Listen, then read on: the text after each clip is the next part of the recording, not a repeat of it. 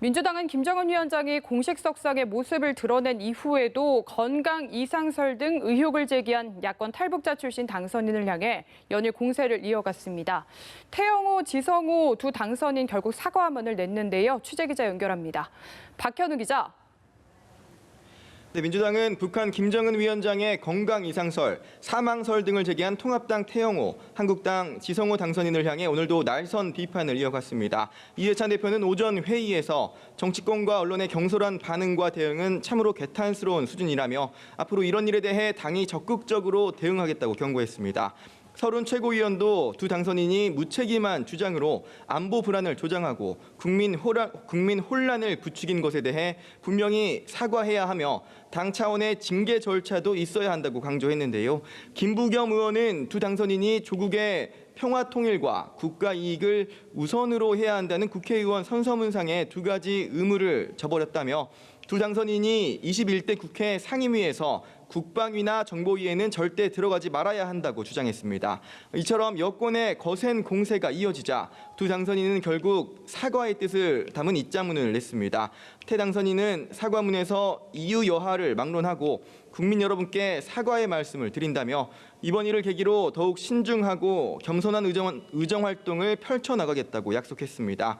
지 당선인도 깊은 사과의 말씀을 드린다며 자신의 자리의 무게를 깊이 느꼈으며 앞으로 공인으로서 신중하게 처신하겠다고 밝혔습니다. 하지만 야권 일각에선 여권의 공세가 지나치다는 주장도 있었는데요.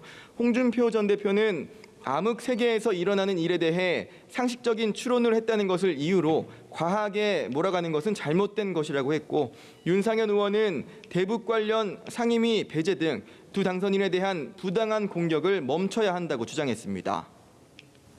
네, 이번 주에는 여야 모두 원내대표 경선을 앞두고 있는데 서서히 레이스 분위기가 달아오르는 것 같습니다.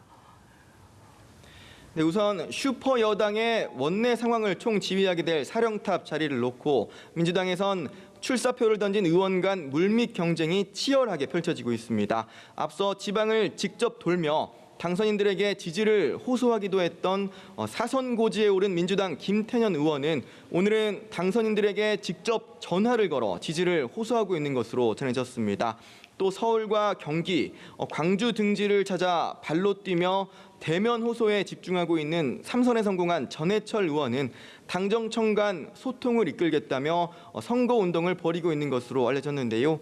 반면 사선이 되는 정성호 의원은 대면 접촉보다는 전화나 문자를 돌리는 전략을 택한 것으로 전해집니다. 정 의원은 당내 화합, 야당과의 협치에 주안점을 둔 메시지를 발신하며 지지를 호소하고 있는 것으로 전해졌습니다.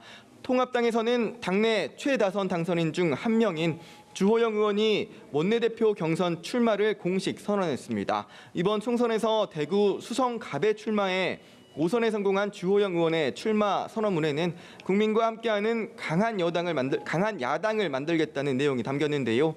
또 당내 최다선으로서 당의 화합을 이끌어내겠다는 각오를 밝혔습니다.